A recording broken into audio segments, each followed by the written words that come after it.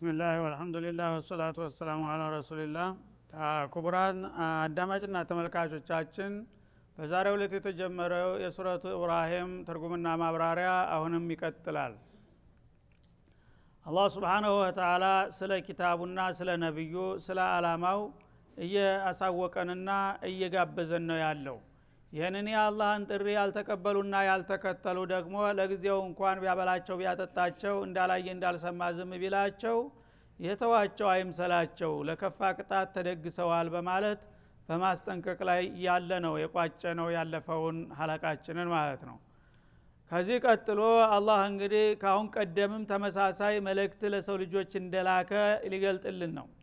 ወማ አርሰልና ሚን ረሱሊን ኢላ ቢሊሳኒ ቀውሚህ፣ ካሁን ቀደምም ማንኛውንም መልእክተኛ አላክንም በወገኖቹ በአካባቢ በሚገኙት ህዝቦች ቋንቋ ቢሆን እንጂ ይላል ማለት ነው። እንግዲህ አላህ Subhanahu Wa Ta'ala የተለያዩ ነብያቶችን ለተለያዩ ህዝቦች በተለያየ ክፍለ ዘመን ለተለያዩ ክልሎች እንደላከ ይጠቁመናል ማለት ነው። የመጀመሪያው ነብይ አይደሉም የመጨረሻው እንጂ። ስለዚህ ምንድነው ችግሩ? ያ ታይቶ ተሰምቶ የማያቅ ዱብዳ ነገር አይደለም የመጣው። ታሁን ቀደምም በርካታ ነብያቶችን እየላኩኝ እንዳውም በሚገባችሁ ቋንቋ መመሪያዬን እያወረድኩኝ በዚሁ መልክ ስጋብዛችሁ መቆየቴ ይታወሳል። አሁንም ያንን ውድል ነው እንዲቀጥል ያደረኩት በላቸው ይላል። ኢላ ቢሊሳኒ ቀውሚሂ፣ በወገኖቹ በአካባቢ በሚገኙት ህዝቦች ቋንቋ ነው የወረደው። ለምን? ሊዩበይነ ለሁም፣ በጊዜው የተላከው መሪ ነብይ ለነሱ እንዲያብራራና እንዲገልጽላቸው የአላህን ፍቃድ ማለት ነው። ሰዎች በቋንቋ ካልተገናኙና ካልተግባቡ መልእክት ሊረዱ አይችሉም። ስለዚህ በባዕድ ቋንቋ ከተላከ ያንን መልእክት ለመረዳት መጀመሪያ ቋንቋውን መማር ይኖርባቸዋል ማለት ነው። ያን እስከሚማሩ ድረስ ደግሞ ብዙ ጊዜና ጉልበት ይጨርሳል። ያ እንዳይሆን ሙባሸረተን መልእክቱ እንዲደርሳቸው ማንኛውንም ነብይ በአንድ አካባቢ ስልክ በህዝቦቹ ቋንቋ ላይ ነው የሚልከው መልእክቴን ይላል ማለት ነው። እና የመጨረሻው ነብይ ግን አጠቃላይ በመሆናቸው ያው በሳቸውና በወገኖቻቸው ቋንቋ ሲሆን ሪሳላቸው ግን ዓለም አቀፍ ነው። እነዛን ሁሉ እንግዲህ ቋንቋዎች ማቀፉ ስለማይቻል በአንድ ሪሳላ የመጨረሻው ነብይ ብቻ በራሱ ቋንቋ ለሁሉም ዓለም ተላከ፣ ለጅኖችም ጭምር ማለት ነው። ከዛ በፊት የነበሩት ግን የብሔረሰቦች ነብይ ናቸው ወይም የአንድ ክልል የአንድ ታጉር ስለሆኑ በዛ በክልሉ ባለው ቋንቋ ነው የሚያወርድላቸው ማለት ነው። ሊዩበይነ ለሁም፣ ይህንን የሚያደረገው አላህ Subhanahu Wa Ta'ala ሊገልጽላቸው ነው እና ሪሳላውን በቀጥታ እንዲገባቸውና እንዲረዱት ለማስቻል ማለት ነው። ፈዩድሉላህ መን የሻ፣ በሚገባቸው ቋንቋ መልእክቱ ከተወረደ በኋላ እንደሰሙት ምክንያት የላቸውም። ይሄ ነገር አልገባንም አናውቅም ማለት አይችሉም ማለት ነው። ከዛ በኋላ የአላህ ኢራዳ ብቻ ይቀራል። በሰዎች ዘንድ ያለው ሰበብ ተስተካክሏል ማለት ነው። ቋንቋው በሚገባቸው ቋንቋ ከወረደላቸው ነብዩ በርቱ አንደበት ካነበበና ካቀረበላቸው የማይሰሙበት ምክንያት የለም። ከዛ በኋላ ደግሞ ለመቀበልና ላለመቀበል ወሳኙ የአላህ ፍቃድ ነው ማለት ነው። በመሆኑም ፈይዱሉላህ መን የሻ፣ ከነዛ ከተላከላቸው ህዝቦች መካከል ሪሳላውን ከተረዱ በኋላ የሻባቸውን ያጠማቸዋል፣ ላለመቀበል ይመርጣሉ ማለት ነው። ወየህዲ መን የሻ፣ የሻላቸውን ደግሞ ወደ ቀናውና ወደ ትክክለኛው መዳኛ አቅጣጫ ይመራቸዋል። ወሁወል አዚዙል ሐኪም፣ እሱ ምንጊዜም በፍጥረታቱ ላይ ሁሉ አሸናፊ ነው። ከሱ የሚያይልና የሚያዳግት ምንም ነገር የለም። በአሰራሩም ደግሞ ፍጹም ጥበበኛ ነው፣ ስተትና ድክመት አይታይበትም ይላል ማለት ነው። ስለዚህ እንግዲህ አላህ Subhanahu Wa Ta'ala ባለፉት ኡመሞች በተለይ ከነብዩላህ ኑህ ጀምሮ እንዳስፈላጊነቱ በተለያየ ክፍለ ዘመንና በተለያዩ ክልሎች ለተለያዩ ህዝቦች በርካታ ነብያቶች ሲልክ እንደቆየና ኩቱቦችን እንዳወረደ ተነዛ መካከል አላህ የወፈቃቸው መመሪያውን እንደተቀበሉና እንደተከተሉ የፈረደባቸው አሽቂያዎች ደግሞ እንደካዱና እንዳስተባበሉ ጠቆመ ማለት ነው። ስለዚህ ማይቃሉ ለከ ኢላ ማ ቀድ ቂለ ሊሩሱሊ ሚን ቀብሊክ እንዳለው አንተን በአካባቢ ያሉ ህዝቦች ቢያስተባብሉህና ሊያደናቅፉ ቢሞክሩ ይሄ እንዳይገርምህ እንዳያደናግጥህ ተቀደምት ነብያቶች የተባለው ነው ላንተም የሚባለው አዲስ ነገር የለም። ታንተ በፊት የነበሩት ነብዮች ህዝቦችን ጥሪ ሲያቀርቡላቸው ሁላቸውም በአንድ ድምጽ ብለው የተቀበሉ አይምሰልህ ማስተባበል ያለነውና አውቀህ ግባበት ማለቱ ነው። እንደገና ደግሞ በህዝቦቹ በኩል ዛቻ ነው ማለት ነው። ተናንተ በፊት የነበሩትን ጥጋበኞች ለአደጋ እንዳጋለጥኳቸውና እንዳወደቅኳቸው አሁንም የሚባላችሁ እንዳውም ታላቁን ነብይ በመካዳችሁና የመጨረሻውን ድል በማቃጠላችሁ ሌሎቹን ከቀጣሁት የከፋና የከበደ ቅጣት ነው የሚጠብቃችሁ ማለትንም ይጠቁማል ማለት ነው። እና ከላካቸው በርካታ ነብያቶች ለናሙና ያህል የተወሰኑትን ስም ጠርቶ ሊጠቁምልን ነው። ወለቀድ አርሰልና ሙሳ ቢአያቲና ወላሂ ነብዩላህ ሙሳን በጊዜው ታምሮቻችንና ሲዘን በእርግጥ ልከነው ነበር ይላል። ከላካቸው ነብያቶች ለምሳሌ እነማን ብትሉኝ ጎላ ጎላ ያሉትንና ታዋቂዎችን ስመጥሮችን እጠቅስላችኋለሁኝ። ሙሳ ኢብኑ ኢምራን ወንድሙ ጋር ሃሩን ጋራ በአንድ ወቅት በግብጽ ሀገር ለፊርዓውንና ለመማክርቶቹ እንዲሁም በአጠቃላይ ለእስራኤል ትውልዶች ልከነው ነበር ይላል ማለት ነው። እና ሲላክም ደግሞ ጀሌ ሆኖ አልመጣም፣ በሚገባ ታጥቆ ነው የመጣው ማለት ነው። የአላህ ሙዕጂዛ በጣም በርካታ የሆኑ ሙዕጂዛዎች ይዘው ነው የመጡት ነብይነታቸውን ለማረጋገጥ። ከኛ ነብይ ቀጥለው በሙዕጂዛ ብዛት እሳቸው ናቸው የሚጠቀሱት ማለት ነው። እና ወደ 16 የሚሆኑ ጉሉህ ሙዕጂዛዎች አሏቸው። ተነዛ መካከል ደግሞ 9ኞቹ በጣም የጎሉ ስለሆኑ ፊቲስ አያቲን ኢላ ፍርዓውን ይላል። እና 9 በጣም ጉሉህ የሆኑ እያንዳንዳቸው ወሳኝነት ያላቸውን ሙዕጂዛ አሲዘን ልከነው ነበር ይላል።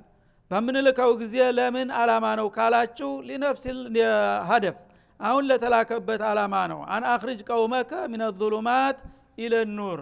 ሙሳም በጊዜው ልክ ላንተ አሁን እንዳልንህ በመግቢያው ላይ ሙሳ እንግዲህ ልክ ያለው መርጫለሁኝና ሂድና ህዝቦችን ከገቡበት ጨለማዎች ወደ ብርሃን አውጣቸው ብዬ ነው የላኩት በጊዜው ይላል ማለት ነው። ያው ቅድም እንደተባለው ከጀል ተኩፍር ተሽርክ ተማዓሲ ጨለማዎች አውጣና ወደ ኑረል ኢስላም አዝልቃቸው ብዬ ልኬው ነበር በወቅቱና በጊዜው ይላል። ኢለ ኑር ኢላ ኑሪላህ ኢላ ዲኒላህ الحق ማለት ነው። ኑር የሚለው ያው ነብያቶች አመጡት ኢስላም ይባላል በየዘመኑና በየሀገሩ። ያ የአላህ ዲን የሆነ ነገር ሁሉ ጊዜ ኑር ነው። ያው ሰዓደተ ዱንያ ወልአኺራ የሚያወርስ ነውና ለተቀበለና ለተከተለው። ወዘኪርሁም ቢአያሚላህ እና ህዝቦችን ሂድና የአላህን ቀናቶች አስታውሳቸው ብለላክ ነው ይላል። አያም አላህ የሚለው ሁለት አይነት ትርጉም ይኖረዋል። አንደኛ ኒዓም አላህ ተብሎ ተፈስሯል። የአላህን ጸጋዎች አላህ Subhanahu Wa Ta'ala የዋለላቸውን ጸጋ ገና ከመፍጠር ጀምሮ በተለያዩ እንግዲህ ስፍር ቁጥር የሌላቸው ኒዓማዎች ሁሉላቸዋለሁና ይሄን ያደረገላችሁ እናንተን ካልነበረ ያስገኛችሁ ከዛ በኋላ የምትበሉት ሲሳይ የሚለግሳችሁ ጤንነታችሁን ያሟላላችሁ እና ልጆች የሚሰጣችሁ ጤንነት ያሟላላችሁ አየሩን ውሃውን ሁሉን ነገር ለእናንተም ለእንስሳዎቻችሁ የሚያስፈልገውን ነገር ሁሉ ያሟላላችሁ ዓለምን በፀሐይ የሚያበራላችሁ የማረፊያ ሌሊት የዘረጋላችሁ እያልክ የኔን ስራ ውጤት አስተዋውቆ ደባሮች ዘንግተዋል። የኔን ኒዕማ እየበሉ እየጠጡ እየተደሰቱ እኔን ግን ረስተዋልና የዋልኩላቸውን ውለታ እያስታወስክ እኔ ጋር አስተዋውቃቸው ብለላክ ነው ይላል ማለት ነው። አንድ ይሄ ነው። ሁለተኛ አያሙላህ ለፍዙ እንደሚያመለክተው አያም ማለት የውም ጀምዕ ነው፣ የአላህ ቀናት ማለት ነው። አላህ ብዙ ቀናቶች አሳልፏል በኡመሞች ታሪክ ላይ ማለት ነው። በኡመሞች ታሪክ ላይ እንግዲህ በመጥፎዎችም መጥፎ የሆኑ ቀናቶች አልፎባቸዋል ማለት ነው። የተለያዩ እንግዲህ የአላህን ሩሱሎች አስተባበሉና በመጥፎ መንገድ የሚሄዱትን አላህ Subhanahu Wa Ta'ala እነሱንም ለመቅጣት ሌሎችንም መቀጣጫ ማስጠንቀቂያ ለማድረግ የተለያዩ አደጋ የወረደባቸው እለታቶች አልፈውባቸዋል ማለት ነው። እኩሉን እንግዲህ በውሃ ገርቆታል፣ እኩሉን የእሳት ዝናብ አዝንቦበታል፣ እኩሉን መሬቱን ገልብጦበታል። እነዚህ ሁሉ እርምጃ የተወሰደባቸው የማይረሱ ቀኖች ናቸው ማለት ነው። ስለዚህ እና የአላህን ሪሳላ ከተቀበላችሁ ተተለያዩ አደጋዎች ያለፉ ህዝቦች ካጋጠሟቸው አደጋዎች ሁሉ ትድናላችሁ። እምቢ ካላችሁ ግን የዛ አይነት የአደጋ ቀናቶች በእናንተ ላይ ይመጣሉ ብለህ አስጠንቅቃቸው ብለላክ ነው ይላል ማለት ነው። እና እንግዲህ አያሙላህ በኸይርም በሸርም ያልፋሉ ማለት የደስታ ቀኖችም አሉ፣ የፌስታ የሁሉ በጣም ሰዎች ብዙ የተለያየ ጥቅም የማይረሳ ነገር ያገኙበት ቀን አለ። እንደገና ደግሞ አደጋ ሰቅጣጭ የሆነ አደጋ የተፈጸመበቱን ቀናቶች አሉ። እነዛን ሁሉ ማን ነው ያደረገው ብለህ ጠይቃቸው ማለት ነው። በአጋጣሚ አይደለም እኮ ዝም ብሎ ያው መጥፎ እርምጃ የተወሰደው አላህ ስለተቆጣባቸው ነው። መልካም እድል ደግሞ ያጋጠማቸው አላህ ስለታረቃቸው ነው። ስለዚህ ያለፉት እንግዲህ ታሪኮች ያሳለፉትን ክስተቶች እናንተም ላይ ኸይሩ እንዲደገምላችሁ ከፈለጋችሁ ወደ አላህ መመለስ አለባችሁ። ሸሩ እንዲመጣባችሁ ከፈለጋችሁ ደግሞ ትክዳላችሁ።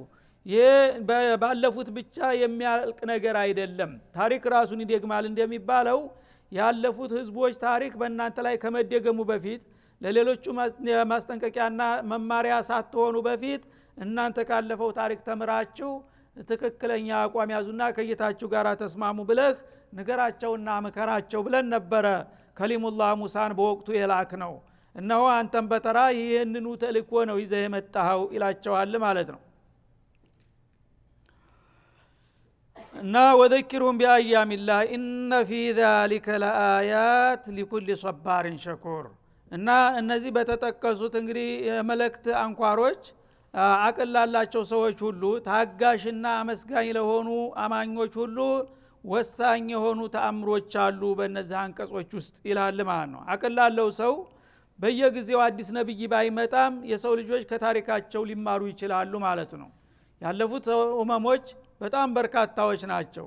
እነዛ ኡመሞች እንግዲህ የካዱና ያስተባበሉት የተለያየ መዓት እንደወረደባቸው ሲታወስ፣ ያመኑና የተቀበሉት ደግሞ አላህ ጸጋ ሲሰጣቸው ሰዓዳ ሲያወርሳቸው ሲታይ ታጋሽ ለሆኑ ሰዎች ራሱ ወሳኝ የሆነ ታምርና መረጃ ነው ማለት ነው።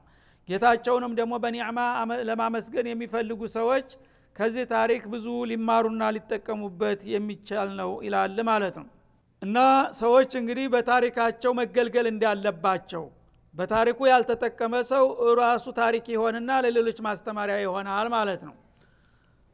ወኢዝ ቃለ ሙሳ ሊቀውሚሂ እና እንግዲህ ስለ ነብዩላህ ሙሳ ስላነሳ የነብዩላህ ሙሳና የፊርዓውን ታሪክ እንደምታውቁት በጣም ሰፊ ነው። ከመሆኑም ጋራ እንደተለመደው ባላሰፋውም እንኳን ባጭሩ አንኳር ጉዳዩን ልጠቅስላችሁ ወዳለሁ አለ። ነብዩላህ ሙሳ በተሰጣቸው መለኮታዊ መመሪያ መሰረት ሂድና ህዝቦችን ከድቅድቅ ጨለማ ወደ ደማቅ ብርሃን አውጣቸው፣ እንደገና ያለፉትን ታሪኮች አስታውሰ ወደ ጌታቸው እንዲመለስ አድርጋቸው በሚለው ጊዜ ሙሳም በተልእኮው መሰረት ትጥቁን አጥብቆ የተንደርድሮ የሄደና ህዝቦች መሃል በመቆም የሚከተለውን መግለጫ ሰጠ ይላል ማለት ነው ለወገኖቹ። ምን አለ? እዝኩሩ ኒዕመተላሂ አለይኩም። እና አያም የሚለው ቢማዕና ኒዕማ ይመጣል የሚለውን ይሄ አያት ያጠናክራል ራሱ ማለት ነው። እናንተ ህዝቦች ሆይ አላህ Subhanahu Wa Ta'ala በዲናችሁም በዱንያችሁም በአካላችሁም በመንፈሳችሁም ብዙ ቁጥር ስፍር የሌላቸው ውለታዎችና ጸጋዎች ችሯችኋል። የአላህን ውለታ አስታውሱና ተገንዘቡ። እና ይሄ ሁሉ ውለታ ተጠቃሚ ሆናችሁ በባለቤቱ ላይ ጀርባ ማዞራችሁ ይጎዳችኋልና ወደ አላህ ተመለሱ፣ የአላህን ኒዕማ አስታውሱ በማለት ንግግር ጀመሩ ማለት ነው። ኢዛ አንጃኩም ሚን አሊ ፊርዓውን አሉ። ከኒዕማዎቹ እንግዲህ አንዳንዶቹን በጣም ጎላጎላ ያሉትን ለምሳሌ ለመጥቀስ ለምሳሌ ተፊርዓውንና ከቤተሰቦቹ ጭቆናና አፈና የገላገላችሁ የሆነውን ጌታ አስታውሱት። ፊርዓውን እንግዲህ በጊዜው ምንም ወደር የሌለው በማንም ኃይል ይገፈተራል ተብሎ የማይታሰብ በጣም አይከፉ የከፋ ጨፍጫፊ ነበረ ማለት ነው። አነ ረብኩም العلا استማለት የሄደ እንደ ጥፍራን ባለጌ ነበረ። ማዓሊምቱ ለኩም من ኢላሂ ان اتخذت ኢላሃን غير لا اجعلنك من المسجونين የሚል ቀንደኛ ባለጌ ስለነበረ እሱን እንግዲህ ማንም ሰው ይገለግለናል ብለው በኒ እስራኤሎች አይጠብቁም ነበር፣ ተስፋ ቆርጠው ነበረ ማለት ነው። ስለዚህ ከእንደዛ አይነቱ ቀንደኛ ጥላታችሁ መዳፍ ፈልቅቆ ያወጣችሁ ማን ነው በላቸው ማለት ነው። አላህ ነው ይህን እድል ያመጣላችሁ።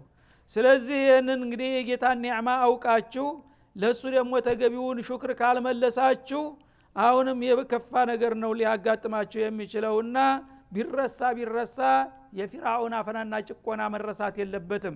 እሱን የገላገላችሁን ጌታ ምንጊዜም ማውሳት እንጂ መርሳት የለባችሁም አሏቸው ማለት ነው። የሱሙነኩም ሱአል አዛብ። ፊርዓውንና አብረውት የነበሩት ባለስልጣናቶች እጅግ አስከፊና አሰቃቂ የሆነን ቅጣት ሁሉ ያቀምሷችሁ ነበረ። እና የሚችሉትን ሁሉ ቅጣት ያለ ምንም ርህራሄ በእናንተ ላይ በየለቱ ያወርዱና ያዘንቡባችሁ ነበር አይደለም እንዴ? ታዲያ ከዛ እንድትወጡ እድል ያመቻቸላችሁና እኛን የላከላችሁ እኮ አላህ ነው። ታዲያ ለአላህ ሹክር በጣም በሰፊው ማቅረብ ይኖርባችኋል ብለው ነገሯቸውና አስረዷቸው ማለት ነው። ወይذبحون አብናአኩም ከሚያደርሱባችሁ ግፍና ሰቆቃ ለምሳሌ የማይረሳው ሁላችሁም የምታውቁት የቅርብ ጊዜ ታሪካችሁ ወንድ ልጆቻችሁን አይናችሁ ላይ እንደ ዶሮ ያርዱ ነበር። አይናችሁ እያየ ወንድ ልጅ በተወለደ ቁጥር ከበኒ እስራኤል የተወለዱ ወንድ ልጆች አድገው በእኛና በስርዓታችን ላይ አደጋ ይደቅናሉ ብሎ በመፍራት እያንዳንዷ ሴት በምታረግዝ ጊዜ ካድሪ ይመደብላታል። ቤቷ በራሳቸው እነሱን እየበላ እየጠጣ ካድሪ ቁጭ ብሎ አንተ ቤት ሚስትህ እስከምትወልድ ድረስ ይጠብቃል ማለት ነው። እና ልክ በምትወልድበት እለት ወንድ መሆኑ ከታወቀ እንሽጥ ውሃው ጋር ወዳውኑ እዛው አርዶት ይሄዳል ማለት ነው። ሴት ከሆነ ትቶ ይሄዳል ማለት ነው፣ ሪፖርት ያቀርባል።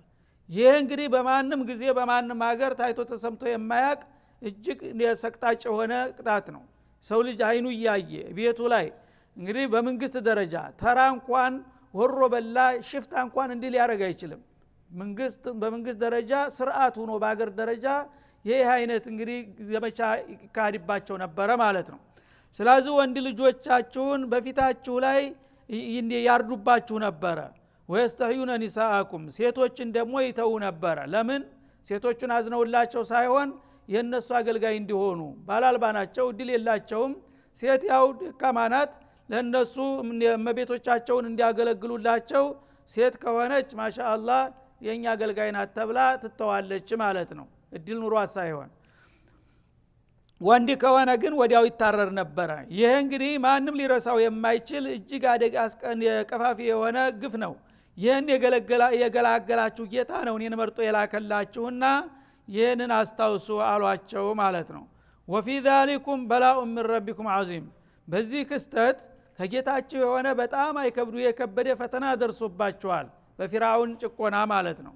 እና ፊርዓውን አላህ Subhanahu Wa Ta'ala እንግዲህ ለዓለም ጨካኞችና ጨፍጫፊዎች ሁሉ ቁንጮ አድርጎ ነው የፈጠረው ማለት ነው። እና ይሄንን እንግዲህ አድርሶባችሁ ግን አሁን ወደሱ እንድትመለሱና ወደሱ እንድትሸሹ ነው ግብዣና ጥሪ ያደረገላችሁ በማለት አስታወሷቸው ማለት ነው። አንድ ሁለተኛ በላኡን ማለት በላ ተቃራኒ ትርጉም አለው፣ ለኒዕማ ይመጣል ማለት ነው። በላኡ ሚን ረቢኩም ዐዚም ማለት ፊርዓውንን የሚያህል ግፈኛና ጨፍጫፊ መሪ አፈንቅሎ አስወግዶ እናንተ ነፃ ማውጣት ይሄ ነው የማይባል በጣም ታላቅ የሆነ ውለታ ነው አላህ የዋለላችሁ ማለት ነው። በፊተኛው ትልቅ የሆነ ፈተና ነው እንደ ፊርዓውን ያለ ጨፍጫፊ ሰው እጅ መግባት ማለት ነው። በሁለተኛው ግን ፊርዓውንን ማስወገድና እናንተ ነፃ ማውጣት ደግሞ ከጌታችሁ የተቸረ ትልቅ ጸጋ ነው በማለት አስታወሷቸው ማለት ነው። እና እንግዲህ አላህ Subhanahu Wa Ta'ala የሰው ልጆችን ያለፉትን ህዝቦች ደካማ ጎንሙና ጠንካራ ጎን እያገናዘበ የሚነግረውና የሚመክረው ለምንድነው? ካለፈው ስተት እንዲማሩና በደጎቹ ፈለግ እንዲከተሉ ለማድረግ ነው ማለት ነው እንጂ ዝም ብሎ ያለፉትን ጥፋተኞች ለመኮነንና ለመርገም አይደለም። ለጀሃነም አዘጋጅቷቸዋል። ሰው ተሞተ በኋላ ቢሰደብ ቢኮነን ምንም ትርጉም የለውም። ግን እነሱን የሚወቅሰውና የሚኮንነው ላሉት ህዝቦች የተግሳጥ እንዲሆን ልብ እንዲንገዛ እኛም የነሱ ስተት ላይ እንዳንገባ ለማድረግ ነው ማለት ነው።